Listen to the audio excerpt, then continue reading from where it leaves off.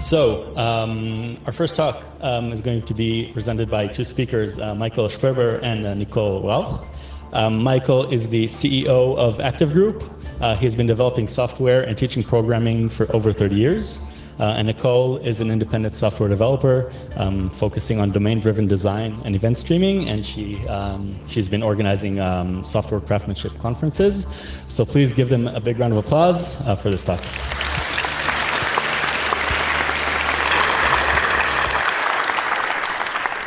Good morning, everyone. This thing is on. So hey, it works. Excellent. Cool. So crossing code. I think before we say farewell, we should think about what it actually is. And so I thought I'd maybe get a presentation first. There excellent. we go. So, okay, so first maybe we should talk a little bit about what soul crushing code is. And so I brought something for you, for your entertainment. And here we go. This is some code I found in an Eclipse tutorial. If you know a little bit about Eclipse, you can see this by looking at this eye thing here. Yeah, and this actually, I mean, I have no idea what this does, you know. You have this adapter factory, which is really like okay, and then we get an adapter, and there's lots of stuff going on, but what actually is this doing? So there's to do, okay, this gives a hunch that this might be this famous to do example, but then I have no idea what's happening here. But maybe that's just Eclipse, right? In Eclipse, everything is an adapter to everything, to something else, right? Yeah, okay, maybe. So, okay, I had expected you to say something like this, so I thought I'd bring another example. And this actually is from an open source project. And this actually is a native query interpreter initiator. I also want an interpreter initiator. Who doesn't? And also it's a session factory service initiator. Wow, I'm getting impressed. So, and then it also does lots of stuff. And then, okay, we have initiate service, and then we have another initiate service. And then at the end, wow, we have this get service initiated. Well, okay. So, fine. But, I mean, that's just a bunch of kids doing open source software, right? Yeah, this is so open these are all source these are all software, hobbyists, right? So, I mean, what would you expect from something like that, right? Okay, so fair enough. I brought a professional example. Oh, I see. Okay? Everybody stand back now. So here's a professional example. So this is from a system that does queries of some sort. I think there's this shape and translation from German to French to English in here somewhere. So you can see that it does either full text search or it does non-full text search or something like that. And so obviously in the initialization of some C++ class, it checks that flag and it instantiates some object either to the full text variant or the non-full text variant, right? And you would think this is object-oriented design. You just go and call methods through that one instance variable that you have there. If and else is so object-oriented. Yeah, well, that's just the constructor, right? This is not the bad part.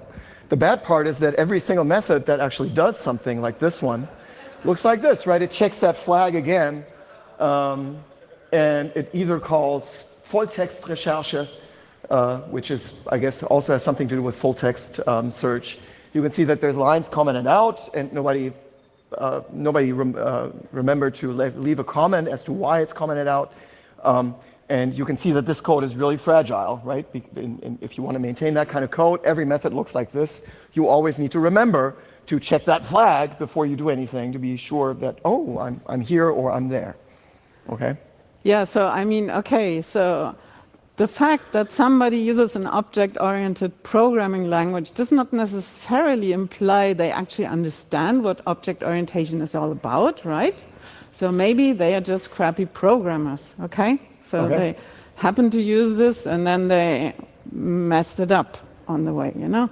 You mean non-crappy programmers can produce crappy code? And now you're getting me confused. I think you have another example. Yes, I have a much better example here, a real object-oriented example. So this is finance, right? So here we have options, in this case just call options, and So the financial guys want to talk about those options, but there are so many different kinds of options, so they cannot talk about each of them individually, and so they want to group them together in something they call a basket. So up here you can see this basket, and it contains Google and Facebook because they are sort of like the same, you know. So they just group them together in this basket, and then they want to talk about properties of this basket of all those options that are contained in it. And for example, here they implement this market data, and so this is standard object-oriented business, like everything is a class, right? And there we have two methods in there, because that's also standard object-oriented business. We have a class, and then we have methods in there. And the first method, getSpot, just gives us the spot price. So all of these options have a number in the real world, and that's why they number this here. And for the fun, they call this Sikovam. I have no idea why. This seems to be a French word for, I don't know what it means, but yeah, just go with this. So this maturity thing, that's the date at which point the option expires, right? Yeah, so that's for the volatility. So okay. You get the volatility for an option. An option is defined by the underlying asset and by the date it's due, and also by the price it's supposed to have then. And that's what is encoded here. So we have the option with this long, and then we have the maturity, which is a point in time. So we can properly use a double for this, I think. And then we have the strike, which is a price, and probably some of you know that it's not a very good idea to deal with money in terms of doubles, but on the other hand, it's fairly common in banking. So let's do this here as well, okay? Fine. So yeah, that's it. Yeah, and then what they actually want to do, so they don't only want to look at the world as it is, but you know, those guys with the suspenders, you know, they want to analyze and see what might happen if something would happen, you know? So they want to play what-if games. And for this what-if game here, they take the spot price and they actually want to shift it. So they want to say, what if the spot price were different? And what would happen then with my options, right? And here they just, you know, so if you want to modify something in object orientation, you write a derived class. And this is the derived class, spot shifted market data. And this derived class overrides the getSpot method, and it takes the value of the parent class and then multiplies it with a factor. Okay? Sounds straightforward so far. And then, of course, they don't only want to multiply this with a factor, but they also want to do other modifications, and they want to be able to do all these modifications without recompiling. So they want to play around with these, and they don't want to recompile their code every time they change something. So they want to have a dynamically configurable code base, so to speak, or dynamically configurable market data. And if you look this up in the object-oriented literature, you come up with the decorator pattern. And so the decorator pattern is something that allows you to dynamically modify your code. So you have a component, and then you derive a decorator, and the decorator as a delegate to something else you want to plug in, basically. And this is how they implemented the delegate. So they wrote the decorator as a derived class, and then they have their they have the real object in there. And for the getSpot method, here they just ask the getSpot method of the underlying object. Fair enough. And now, going back to the baskets where I started out initially, so what they did in this one derived modification here, they multiplied with a factor. And now in the basket, they get here they get a bunch of options, say, or a bunch of assets. And now they want to calculate this for all of them, and they go into this recursively, and it's very hard to see here, but what actually happens is they go into this recursively, and do this modified operation for all of them. And because of late binding, it happens that they keep getting through this upper method again and again, so adding the factor again and again. And of course, they did not figure this out by looking at the code, because it's, like I said, really hard to understand. And of course, this is all just small snippets of the code, but this is the essence. But they found this because the values were incorrect, right? And so what they did is they compensated for this. And for example, here is the most interesting part, I think. Does the first market data derive from the second one? So they check whether they have this chain going on, and then they do something differently. Well, I mean, this is production code, right? And this is still in operation. And probably this method by now is like hundreds of lines long, because they had so many edge cases they need to compensate for. Well. Yeah, so, I can imagine that. But I mean, it's obvious they just shouldn't have done this in C++ or using object-oriented programming, right? So, yeah. Do you have a better suggestion? Absolutely, absolutely. We have slides on this. You have slides. Yeah, people should have used functional programming, right? Which is great. Oh, how could I forget this? Yeah, of course, you would say I'm that. the functional programming person here on stage. So, functional programming has all these advantages, right? You can have immutable data. Immutable data means you have less coupling. You don't have these complicated effects going on that you saw earlier, maybe. Functional programming is very close to mathematics, so you can apply formal verification. Isn't that scary? Yeah, and you can use all these great mathematical things in there. You can have catamorphisms, you can have bifunctors, that's my new favorite thing. Monads, monadic profunctors is also something that we've been using lately, that's great. Kleisli arrows, there's all these wonderful things in functional programming, and they solve all of these problems. Right? Yes, I could. Why are you laughing? Who's laughing? I should have imagined you saying something like this.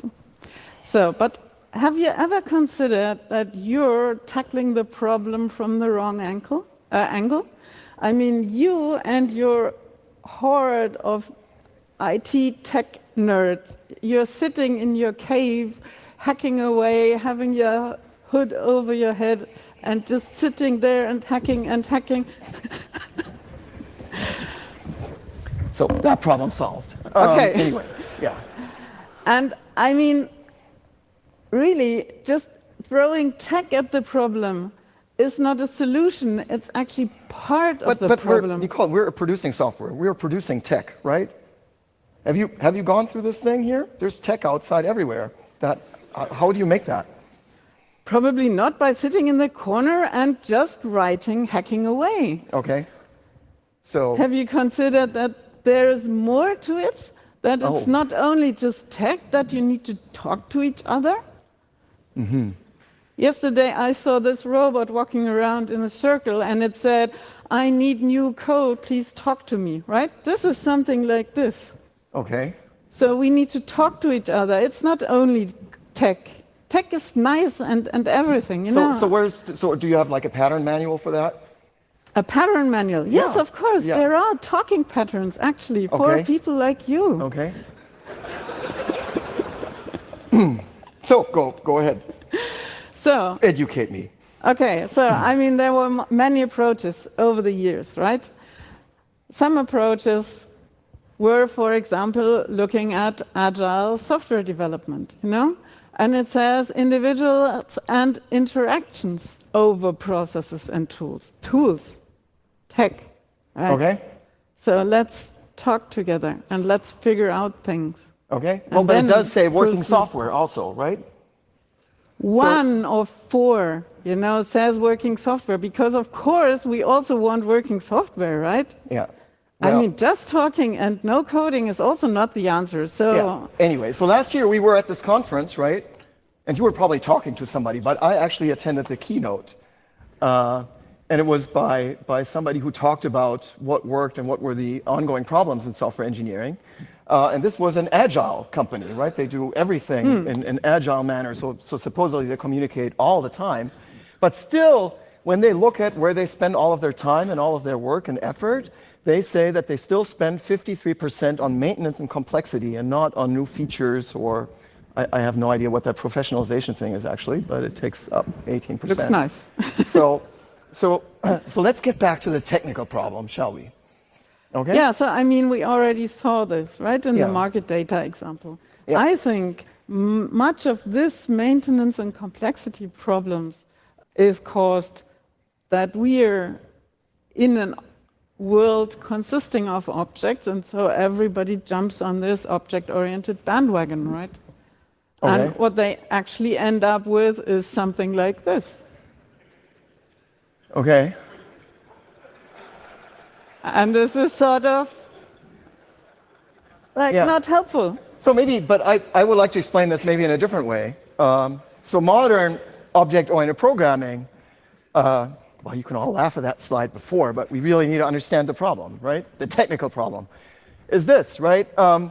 So at the heart of modern object-oriented programming is something called imperative programming, where all these objects that you showed on the previous slides, they have what's called encapsulated state. Okay, there's some state in there, and what happens is the world progresses by all these objects sending messages to each other, and as a result of a message, some code gets executed that modifies that encapsulated state. Now, the thing was, I mean, object-oriented programming was originally developed to support simulations of the real world. And the problem is that the real world just does not work like that. The real world is not a bunch of objects sending messages to each other. So one simple example that maybe can help explain that is there's an elephant. Speaking of elephants, right? You have Yes. that great elephant slide. So, so there's an elephant, and the elephant comes in from the jungle and walks into some kind of room, right?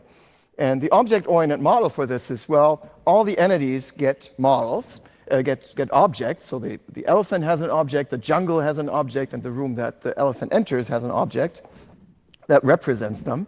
And you have the sequence of method calls or message sends that tries to reproduce that sequence as well. The elephant exits the jungle, and the elephant enters the room. Right? The problem is that the exiting of the jungle and the entering of the room are one and the same act. So the real world has dependencies. It's not just a bunch of isolated entities that are sending messages to each other. Things hang together in the real world.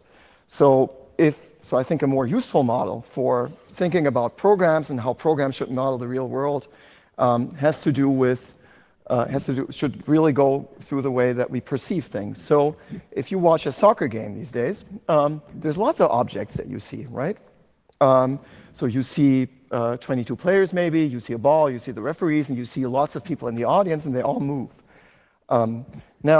So they all change their internal state, if that's the model that you use. Now, if you want to know what's going on in the football field, you need to observe all of these changes. But do you know what the object-oriented model is for observing changes? Something called the observer pattern, which means that you register each of these objects and tell them, well, if anything changes with you, send me a message. Dear ball, send me a message if you move. You do that with all the players. Supposedly, you do that with all the 20,000 audience members. And of course, when you leave the stadium, you all send the messages, oh, no, I'm no longer interested in what you're doing, right? The world doesn't work like that. It has another problem, is that all these messages will arrive in some sort of sequential order. And that also would mean that with all of these objects moving around, we would observe inconsistencies all the time, the same way that we observed it with the elephants going into the room, right? If you remember, there was an inconsistent state in the middle here, which was that after the first step, the elephant is, for a brief amount of time, is nowhere. Right? It has exited the jungle, but it has not entered the room yet. And the same is true, of course, if we have many moving objects. But yet we never observe like one person getting up and suddenly appearing in another place, or two people appearing in the same place at the same time. And that's because our perceptive apparatus creates consistent snapshots of what we observe. Right? We look at something and it gets stored in memory, and we can think about it for a little amount of time and analyze what's going on. And so, and of course, we remember things that were in the past, which is also something that an object-oriented model cannot do. So I think there's fundamental problems with this object-oriented model of programming, and that's one of the fundamental things that leads to that soul-crushing code that we've been talking about. Yeah, that actually reminds me of a very interesting thing that lots of people are using, and that's in the UI, and it's called the MVC pattern, or Model View Controller. And if you have ever worked with this, you can see here that this all goes in circles, and you can go in any direction, and then you end up here again, or you go this way around, or anything, or follow this dashed line, and so you can go from anywhere to everywhere. And this leads to the obvious problem that if you have changes in the model and changes in the view, they need to hopefully be corresponding, or maybe not. And what do you do about this? So what you end up with, if you do this enough, and if you aren't very, very careful, you end up with this, right? Certainly my MVC programs have always looked like that, right? Yes. It feels really familiar, doesn't it? Yeah, it does. Yeah. And I think that's also what Alan Kay was talking about back in the day. So this is a quote from 1996, but I think the paper just appeared then, but the original quote is much older. And so he said, okay, OOP had those motivations that we described here, but eventually we need to overcome this model and we need to find something better and eliminate it altogether, is what he says here. Okay, but that never happened, right? No, I don't think so. It never happened. So these days, if you look for examples of how object-oriented programming works, it always is about encapsulated state that Alan Kay wanted to get rid of. So I think that's the first thing when I searched for object-oriented examples, was something with students. And you can immediately see that a lot of attributes that you have there go through some method that modifies them. My favorite one is that you have the student and you can set the grade point average of the student. So you can just, so if you're not happy with the grades that your kid is getting, you just send the object a message. Get a perfect GPA there. So let me reiterate, Nicole. Of course, people should have used functional programming, which has all these simple languages, less complexity, higher productivity, less bugs. We have all these powerful type systems. We can do property-based testing. We can do, it goes on and on. We get more predictable behavior. Generally, testing is easier because we don't need, set up and tear down methods. You get lower couplings. You have fewer dependency cycles. So I didn't even say monad right here in this list. So you get all these concrete advantages from doing functional programming, right? And so that's what people should do to solve those problems. So, do you remember Fred Brooks? He said, there is no silver bullet. Okay. So, what do you say about that? Fred Brooks is an old guy, right? Yes. And what about you? Yeah, I guess I am too. I'm getting there. So Fred Brooks said that, but he's an old guy. So let me get you one example of why that maybe is not true. So in the early 90s, actually, there was a big study conducted by the US Navy on the effectiveness of different programming languages. And they had one set problem that was about determining the regions of influence of warships. And they had different teams write solutions for their problem in different languages. And what they ended up doing is they gave that also to people who were using functional programming, specifically in the Haskell programming language, which was still pretty young back then. And you can see, the solution in Haskell is much shorter than the solution, C++, definitely, less than 10 times as short than the C++ solution. I think Java wasn't as big then, but I think the factor would also be around between 3 and 10 somewhere. Also, what's maybe interesting is that there are two Haskell solutions, one at the top and one at the bottom. And probably they just split the code so the numbers look nicer. Yeah, you would need to add them up. That would be interesting. But what they did is they had a Haskell expert write a solution, and then they also gave the solution to a student, I think, who learned Haskell for 2 or 3 weeks, and who also wrote a solution. And if you look at development time, so somebody took 10 hours and somebody took 8 hours, and the 8 hours is the student. That's because the Haskell expert tried to put many interesting flourishes and super cool programming techniques into the program, but the student was actually doing pretty well. So if that's not what a silver bullet looks like, I don't know what would. Okay, so the Yale study, right? Yeah. They got a fixed set of instructions, and they just had to code those instructions. Do I remember that correctly? Yeah. Okay, so do you ever experience that in the real world? Getting a fixed set of instructions from your client and then just implementing this? And they never change their mind, they never come up with new ideas, they never say, oh, I forgot something? Well, I actually don't experience this. Yeah. And so, let me think about it. Maybe you can move on. That's what we need to consider as well, coming back to the elephant, right? Okay. Talking to each other. Everybody has different ideas. Now you're going to start with that agile stuff again? Everybody has different ideas when they look at something, and everybody describes things differently. And so what we need to do is to figure this out together. You know, coding a bit, talking a bit, talking a bit, coding a bit. And so this needs to go hand in hand. And this is sort of agile, you know? So agile doesn't mean Scrum and, you know, standing in a circle every day or something. Relax, okay? So I personally, I like to communicate with code. Yeah, so you can do that. That makes me think of an example that we were working on a project. Oh, cool. That was in a semiconductor factory. So this was so real stuff. Serious business. I see. Anyway, so when we started this, I don't know. Well, you all know this, right? When we started this, I thought, well, a semiconductor, the way it gets made, there's a big machine.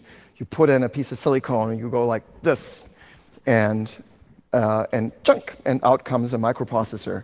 And it doesn't really work that way. One of the reasons is just that the modern chip consists of many layers. Another one is that there's just many different production steps that are necessary for making even a single layer. And some of the machines that make a layer are so expensive that you can't just make an assembly line. And also a lot of things tend to all the time in a semiconductor factory. So it makes no sense to just have an assembly line and push things through that. But things just move around among the different machines in a semiconductor factory, right? And so what's important is that each chip or each wafer undergoes a sequence of steps in the factory, and that needs to be managed. And those steps, it's typically, for big microprocessors, that might be like 1,000 steps. So you need to manage something that's called a route, which is, well, just a sequence of operations. And now here's a bunch of Haskell code. Haskell is great because the programs are so short that they fit on slides. But if there's something unclear about that code, then I invite you to interrupt me and ask. So first of all, you can read that declaration at the beginning. It says data operation. That's just a simplified data type that describes what an operation would be. And it says, and you can read that vertical bar as OR. So it says an operation is either track in or process or track out. And tracking in just means putting a wafer into a machine, and process is you do something inside the machine, and track out is you take it out of the machine, okay? And then the next thing is that a route is just a sequence of operations, and these brackets that you see there, they mean list of. So what it says is a route is a list of operations. And down here you have an example for a route, for a very simple route that says, well, one route number 1, might be a list of the following operations. You put a wafer into a machine, you process it some more, and then you take it out again. Clear so far? Everybody nod? Everybody who's still awake, nod? Okay. So don't be afraid to ask. So one thing that you do is when you have data types, as you just saw, is you define functions on them that describe some aspect of what happens in a fab, in a semiconductor factory. So in a fab, what happens, of course, is you need to execute the next step, the next operation that happens as part of making a semiconductor. And for that, we're making a function called route head, the head of the route. And what you do is you write a type signatures, and type signatures are very good for communication, actually. So you put in a route, and you get out a single operation, and then you write equations that describe what that function would do on different aspects or different classes of input. So in this case, you remember a route was a list of operations. And lists, there are two different kinds of lists. One type of list is the empty list, and the other kind of list is a list that has what's called a head or a first element and a rest. And because there's two kinds of lists, you write two equations. And so that's why you see two things where it says route head something equals to something else. And the first equation is for the empty list. This is why you have these two empty brackets. And the second one that says, well, it's a non-empty list, and the first thing in that list is some operation op. So this is something called pattern matching. You match this onto the actual list that you see, and op then gets bound to that first operation. And we don't really care about what comes after that first operation. And so the second equation is pretty clear. If you want the head of a route that is not empty, you just take the first element of that list. Okay, so far? And the other equation says, well, what do we do with an empty list, right? An empty list does not have an operation. So you're saying you're into the second slide of your beautiful Haskell code and you already don't know what to write there? Well, so we're communicating, right? Okay. So, right? okay. So you're talking to some of the expert, and you say, well, you have got an empty route. What's the first operation of an empty route? And he says, well, empty routes, they don't really have a first operation. They only maybe have an operation, and sometimes they don't. So for that, we can create a data type that says that something might sometimes be there, and sometimes it's not, and we'll just call it option. Are there any Haskell programmers in this room?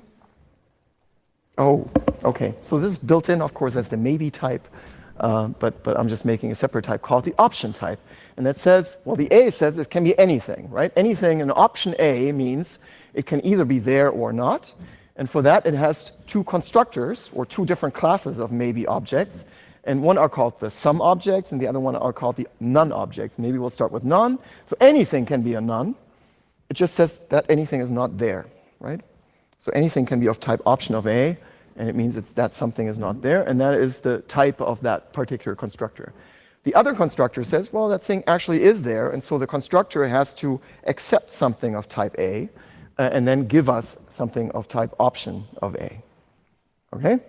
So you're saying it wraps this object? Yeah, it wraps the object. Right? Okay. And so if you're the not a Haskell values. programmer, but maybe an F# programmer or an ML programmer, then that is what it looks like there. And I believe it's even built into Java these days, something called optional. Yeah. And now that means we can change our route head function a little bit, because our first attempt didn't work out. And instead of saying route arrow operation, we write route arrow option operation. It may seem trivial to you, but it already communicates a tiny little bit of something. And then we can write route head of the empty list as none. So there's no head of the empty route. Or if we have an operation coming out, we just write sum in front. And so if we use that example route that you saw earlier, where R1 was track in, process, track out, what we get is sum track in. Okay? So that type communicates a little bit of what we do. Nicole is already calling the shots. Very good. The next thing that we might want to do is we don't want to always know only the first operation. We also want to know what happens after that. So we can use that option, and we already know that, of course, an empty route will not have something coming after that first operation. So we could write another function called route advance, and it takes a route as input. That's to the left of the arrow. And it gives us both an operation and a route. That's why there's these two things in parentheses with a comma in between. So that's a tuple. So it gives us an operation and a route, but only sometimes when that actually exists, which is why there's an option wrapped around that. So what we want to do is, if we take our route number 1, we want to split it into that first operation and a list of the rest. So it should split out the track in and then give us a list of the remaining, or a route of the remaining operations that are in there. Okay so far? So it gets technical. Does anybody have a question? Okay. So don't hesitate to ask. I'm looking at the clock. And then this is actually pretty easy to write now. Again, we need to make two equations, because a route is a list, and lists always need two equations. So we can say route advance of the empty list is none, and route advance of op and the rest is, we just return a sum of op and the rest, because the list already splits exactly along the line that we wanted to between the first and the remaining elements, right? So this is just very simple code, or at least it's short code, that communicates what routes are, right? I see. And? So, if I remember correctly, I mean, you said you put the wafer into the machine and then it processes it. If I remember correctly, some of these processing steps can be chemical reactions or something. And so it might be the case that they must happen in a certain amount of time or something. Is that true? Yeah. Okay. So what we could actually do is we could model something like this. Yeah, I sneaked at your part of the slide, so I chucked this in. Okay. So what we actually could do is we could model something like those 3 steps here need to happen together in a set period of time. Yeah. So Or that's something? So the chemical reactions mean that your wafer might go bad Yeah. if you don't. If you start the sequence of steps and you don't finish on time, then your Yeah. wafer goes bad. Like right? etching and washing, Yeah.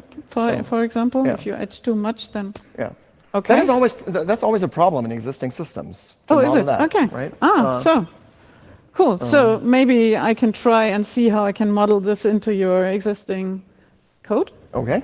Cool. So let's have a look. So what we first need is we had this route element here with this operation, right? And now we need another representation for a route element. And let's call this route QT zone for Q time zone. And there, of course, we have the duration. That means the amount of time this step needs to be finished in, or this sequence of steps needs to be finished in. And then we have this list of operations here. We saw this before, right? The list of the operations. And then what this gives us is, of course, again, a route element. So we can combine like ordinary steps, like putting the wafer into the machine. Doesn't matter how long it takes. Maybe it blocks the machine, but other than that, no issues come from that. But if we do the etching and the washing, for example, we would need to have a Q time zone because we need to restrict the time that this takes in conjunction. Right? Is that correct so far? Yeah. Good. And then if we look at our example, this is the previous example we had here.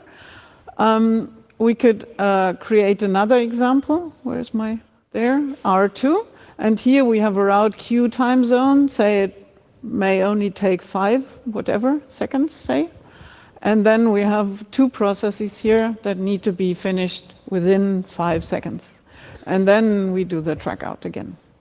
Okay? So far, so clear? Good. And then, if we look at this, and we discover that here we have this route element list, and here we have this operation list. This is actually sort of similar, isn't it? So maybe we can make something out of this. And maybe we can actually turn this down here into route elements as well. Oh, so that's what you were doing before, right? Before there, it said up there, it also said list of operation. Up there? Yeah, up there when it said type route, when you started, my code had route equals list of operation, right? And now you did the same thing. Oh yes, yeah, Okay. right. So now it's the same Okay. again, right? So it's both route elements. Yeah, good point. And now if we look at this again, so maybe this actually means that this here is not just a list of route elements, but maybe this is actually a list of routes. It's actually a route down there. So I actually derive some information here from the code. So we discover that our route Q time zone actually contains a route. So what? Ah. Okay. Right? So if we look at this here, what we then can do here with this route element, so here we could plug in any route element, right? For example, we could plug in a route Q time zone, which is also a route element. So coming from this example here, where we have just a flat list that just contains some route operations and a route Q time zone, and then a route operation, we could also stack them into each other. So a route Q time zone could again contain a route that contains a route Q time zone. That's pretty cool. Do you think that would happen in reality? Yeah, that's pretty cool because now we can nest Q time zones, and that's something that occurs in reality. Oh, really? Does it? And so cool. your model has suggested that, but it's something that our old IT systems based on object-oriented programming couldn't model. That's pretty neat. So now I understand why you're aiming at functional programming and saying that you can model things better with it. Yeah, and this is pretty cool. So we discovered this in the code, and then we were able to get back to the business people and check back with them whether they would actually see this in practice and whether it's a valuable addition here. And we discovered that just from looking at the type information we had. Yeah, and then we can continue this, and because now we have this list of route elements down there, we could actually say, oh yeah, a list of route elements, we know what that is. This is actually a route. And now we go one level up. So whenever we learn more about routes, or whenever we change this here, this route thing, it will automatically be reflected in here because we abstracted it, right? And that's what functional programming is all about, abstracting things and figuring out what the common parts are, right? I notice you're agreeing with me. Very good. Excellent. So, and now we can also, of course, check how our functions will be modified, because now we need to go to all of our functions and see whether they still work. And here we have this route head and also route element head. And now we need to extend this because the route element head works on the route element. And now we have a new route element, which is the route Q time zone. And of course, if we want the route element head of the Q time zone, this is of course the head of the containing route. And we have this neat function up here already, route head, which gives us the head of the route. And so we can just reuse this here. So even this has become simpler for us to implement because we have discovered that there's a route in there instead of just a list. So no special handling, we can just revert to the standard function we already have.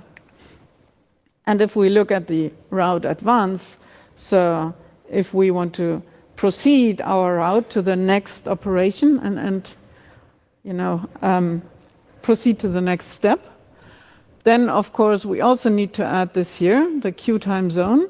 And now the question is, what happens if we advance into a Q time zone process? Because somehow we need to keep track of when does it need to be finished. So we initially said, okay, it may only take like X time or D time.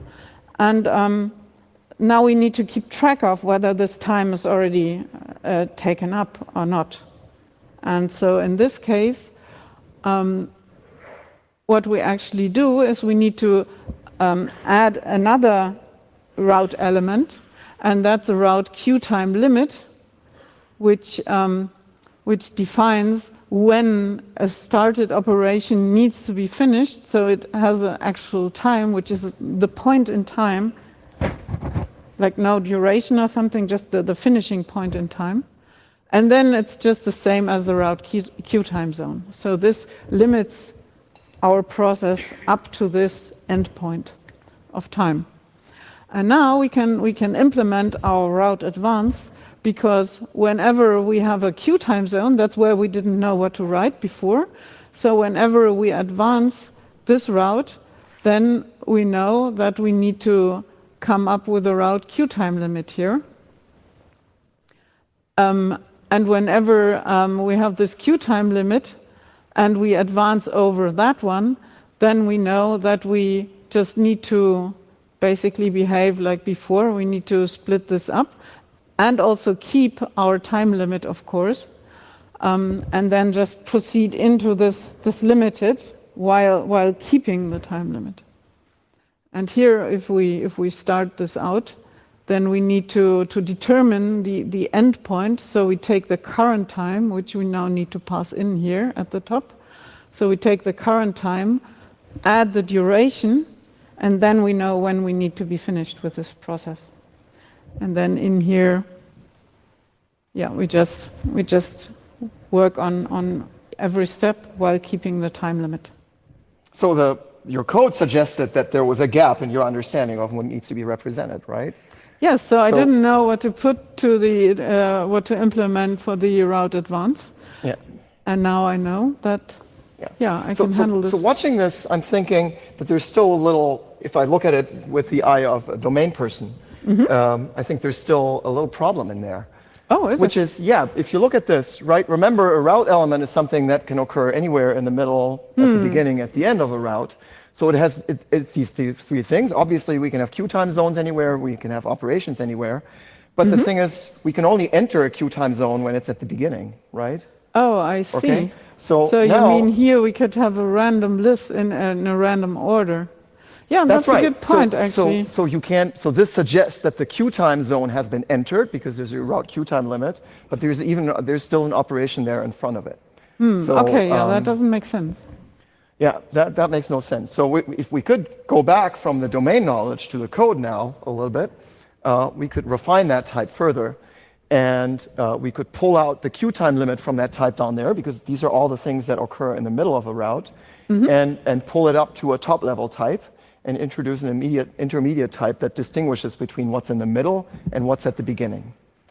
Okay? Oh, I see. Yeah, that's neat. So, that so would what be we now good have is we extension. have this back and forth between the code, which yields insights about the domain, and from the domain back to the code, and we can play that game. We can use the code for communication. Yeah. So that's what I intended. So that Did you understand this? Yeah. So that code no longer crushes my soul. Excellent. So I can say that. Yeah. Right. Same here. So. Cool. Okay. So that's what the point we wanted to make. So if you take functional programming, and if you add communication and discussions, and this going back and forth and learning from both sides and enriching both sides with the information coming from the other part, then you actually end up at a silver bullet. Everybody's looking confused. That's a bullet train, a silver bullet train. Okay, we're done? Yes, thank you.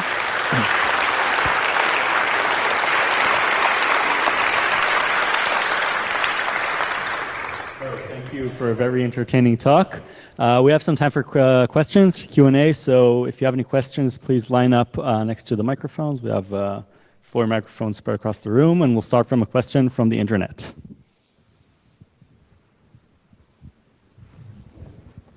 So here's a question from the internet. As an FP beginner with a weak background in math, would it be preferable to learn functional programming in a pure functional language over languages that are multi-paradigm? So, should I take that one? Okay. So I think the point is that there's many different functional programming languages, and Haskell happens to be what's called a pure one. But there are also languages that are hybrid between object-oriented and functional programming. Scala, I think, is a prime example right now. And Scala is a fine language. The problem is, if you want to combine these two paradigms, you typically get something that's pretty complicated. So Scala is a complicated language that takes more time to master. Also, because you have both paradigms available to you at all times, you often get confused about what paradigm you should use in a given situation. So I think both of us, we haven't really seen the great advantages you get from that hybrid model.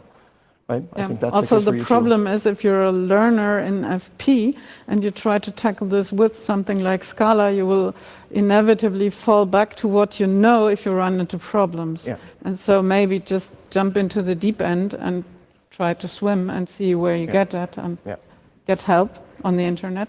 And Number 2.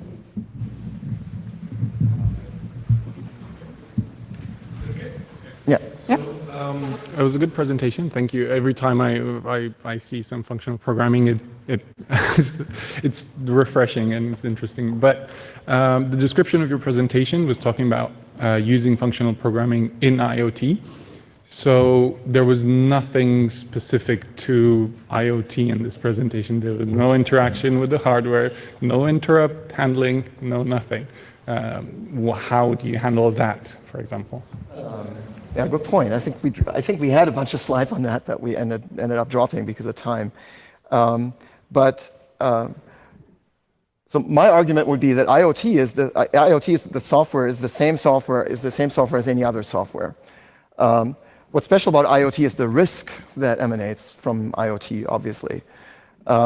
So if you do things like, if you want to do things like interrupt handling, I think my response to that would be to convert it into functional data structures, and this gives you a deterministic model for handling that kind of stuff. So we talked about that. I think we talked a little bit about the observer pattern, which is analogous to what usually happens with interrupt handling, which is what you were talking about. And the way to do that really is to have, of course, you have a tiny bit of imperative code that hooks your functional code to the hardware or whatever it is, but to convert your interrupts into a list. And you can, Haskell actually is pretty good at that. And that then gives you all the advantages of functional programming, the testability, the funky abstractions, and you can use that even on the interrupts. And it turns into software just like any other functional software. Microphone number 1. Hi, thank you for your talk. I have to write code for microprocessors, and most of the time I only have a C compiler, and if I'm lucky I get a C++ compiler. Where can I get a silver bullet? So the old Haskell compiler used to compile to C. And nowadays it doesn't do that anymore by default, but probably you can make it do that still? I'm pretty sure you can still do that. Yeah. But there's a number of functional languages that compile to C, so it's kind of difficult to give a one-shot answer. We've also done a project, for example, where we get a lot of the advantages from functional programming by writing code in Haskell that generates the C code, right? And so there's a whole it's difficult to give you like one answer without knowing more details about what it is that you're doing. But there's certainly a spectrum of options available in that context. So functional programming is pretty concise and pretty compact. So no one really wants to use large variable names. And I saw in your examples like a D and a T, TLs, RTs. And I don't think that they're so much better than the long versions you showed earlier. Like, what is your take on that? Yeah, so the general, so I'm also struggling a little bit with this. One thing is that this was fairly concrete code, right? But often you go into the abstractions, and in the abstraction, there it's arbitrary what you have. So you can use short names because you're not talking about concrete things anyway. So that's why it's easier to use also more like abstract variable names. But what I actually do is I also use longer names. So I would not always use D and RT and something like that to get a better grip on this.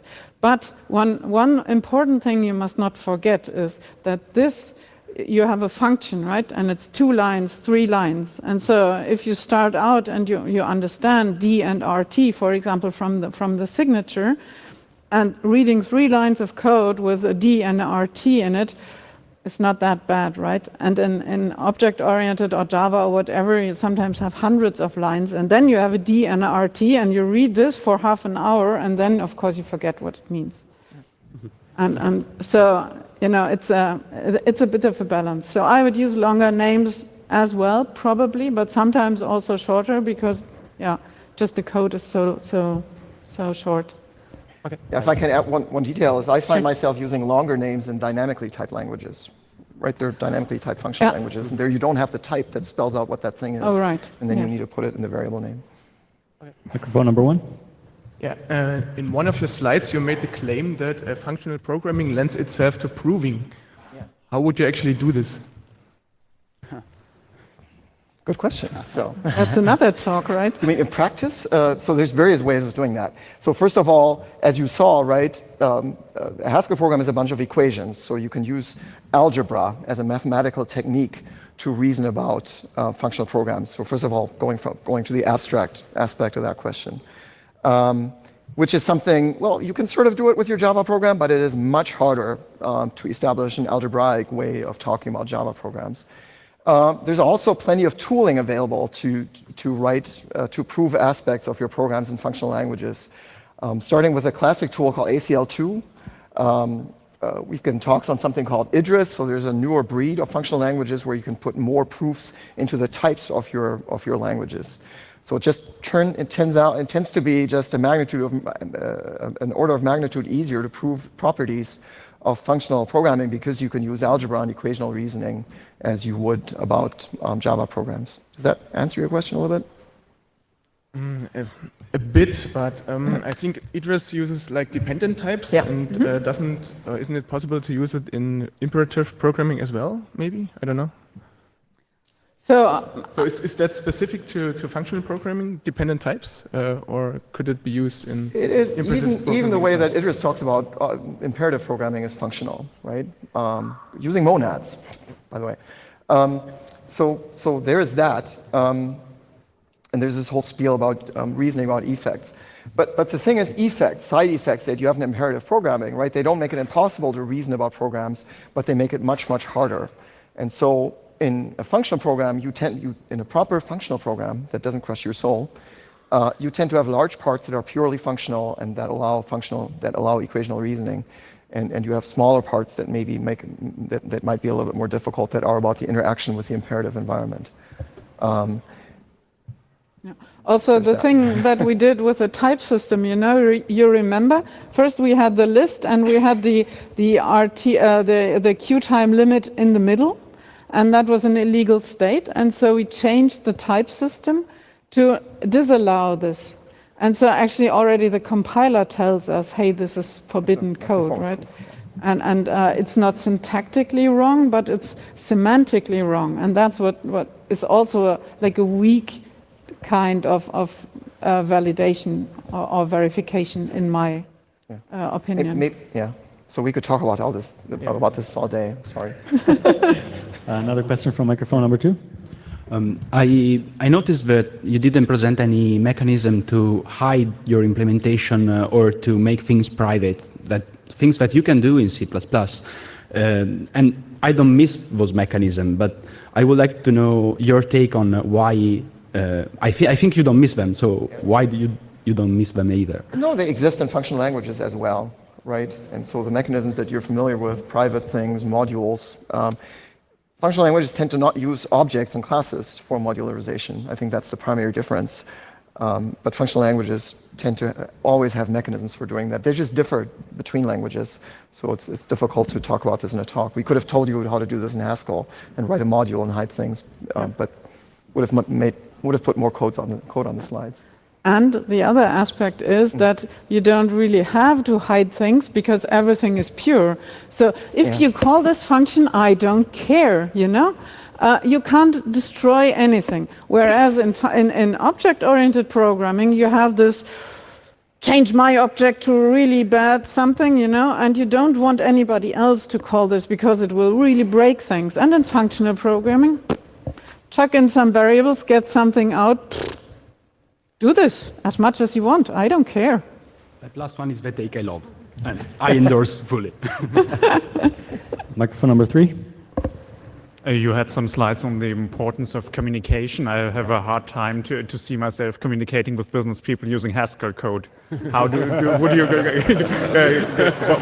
about this problem?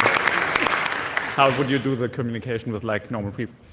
This actually, I mean, we clean it up somewhat, but this actually happened. So it's sometimes a little bit of a process to get there, and sometimes. But what you could, what you noticed maybe in the code with the routes was that playing with the Haskell code yielded domain insights that you could have also explained to somebody in a meeting, right? Without showing the code. Yeah, and so so the communication goes through the Haskell code. Maybe it doesn't happen, by the Haskell code, but all I can tell you is that actually happens. Is we sometimes communicate with clients, showing them code, and talking to them about, is this really what you're doing? Is this what your domain is like? That happens. Happened to me as well. Yeah. So it depends on your clients, you know, they need to have a bit of resilience, so they can, you know, they can accept that they wouldn't understand everything, but if you like talk them through and say, look, here's this, and this goes in, and that comes out, and what do you think about this? And then so you just not throw the code at them, but you have a informed communication, say. Yeah. This can also be contractually enforced, and I remember one instance where we did that. Time for questions. Oh, sorry. Again, a big round of applause for this talk. Thank you.